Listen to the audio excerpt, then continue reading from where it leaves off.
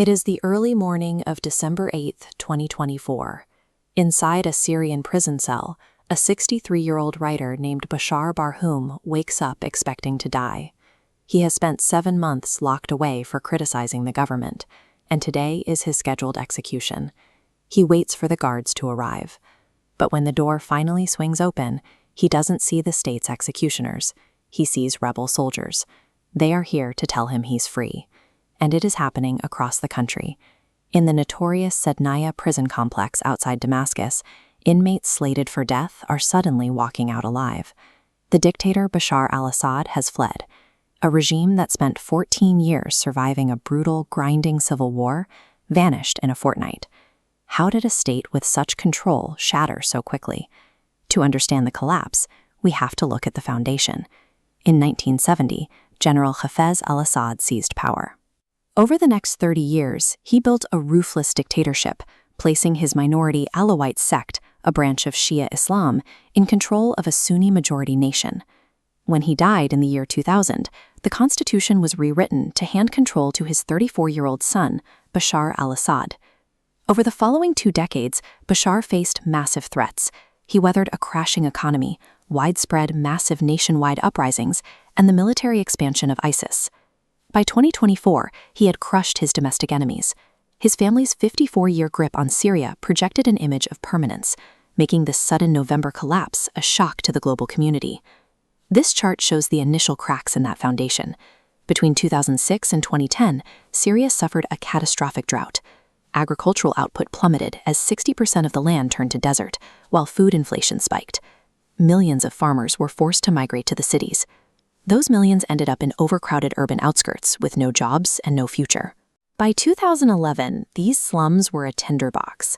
When the secret police in the city of Dera arrested and tortured a group of schoolboys for painting anti-government graffiti, they lit a fuse for a population with nothing left to lose. When citizens marched demanding the boys' release, Assad sent the army. He ordered his soldiers to fire live ammunition into crowds of unarmed protesters. Instead of restoring order, the violence broke the military. Soldiers refused to shoot their own citizens and began defecting. They took their weapons, formed the Free Syrian Army, and fought back. Assad's refusal to tolerate any political dissent turned a civilian protest movement into a full-scale civil war. Facing a united rebellion, Assad made a strategic decision to corrupt the opposition.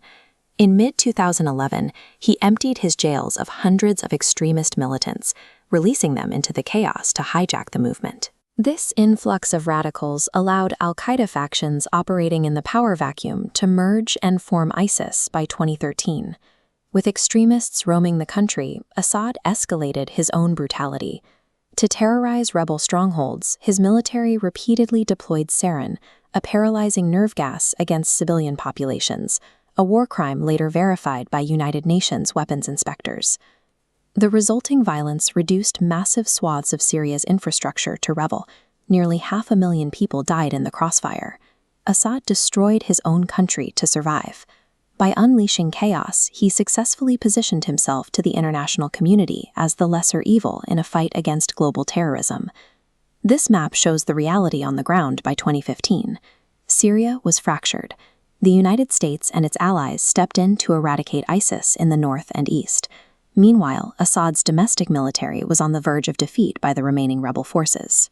To save the regime, Russia and Iran directly intervened with airstrikes and ground troops. The foreign intervention worked. Backed by Moscow, Assad reclaimed the majority of Syria's major cities by 2019. On paper, Assad had won. In reality, his army was broken. His currency was heavily devalued. He couldn't pay his soldiers. His victory was an illusion, leaving his survival dependent on foreign bodyguards. Then the bodyguards got distracted. In 2022, Russia invaded Ukraine, draining Moscow's military resources and pulling its attention away from Damascus. A year later, the Israel-Palestine war erupted. Iran and Hezbollah, bogged down by their own conflicts, began withdrawing their proxy fighters from Syria. Sensing the power vacuum, Syrian rebels launched a surprise offensive on November 27, 2024. They struck precisely when Assad's foreign allies were unable to respond. The rebels met almost no resistance. Assad's elite armored divisions, unpaid and demoralized, either surrendered or dropped their weapons and fled. Without Russian planes and Iranian ground troops, the regime's internal support had withered. The state disintegrated in 14 days. Political scientists call this the dictator's dilemma. After decades in power, dictators surround themselves with sycophants. Assad was so isolated by yes-men that he didn't know his army was unwilling to fight for him. On December 8th, the rebels reached Damascus. Realizing his protection was gone, Assad boarded a plane and fled to Russia as his capital city fell without a single shot fired. Millions of citizens poured into the streets. They stormed government buildings, tearing down banners and statues of the Assad family that had dominated their lives for half a century. A 54-year dynasty was undone by its own isolation from the reality of its citizens. Now, power rests with the rebels, led by Abu Muhammad al-Julani. His faction currently controls the capital, and he carries a complicated history, including past ties to al-Qaeda. Al-Julani is trying to shed that extremist image. He has publicly promised to protect religious minorities and aims to establish a functional interim government by March 2025. The fall of Bashar al-Assad proves that regimes built on foreign reliance and domestic terror will eventually shatter. But for the 13 million Syrians displaced by decades of violence, the true test of freedom has only just begun.